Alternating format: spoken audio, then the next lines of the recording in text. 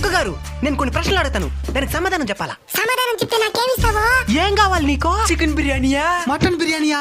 నాకు అదేం వద్దు. ఇంకేం కావాలే? పెడిగ్రీ. అప్డేట్ అయ్యింది అది రైతా. సరే, మొదటి ప్రశ్న.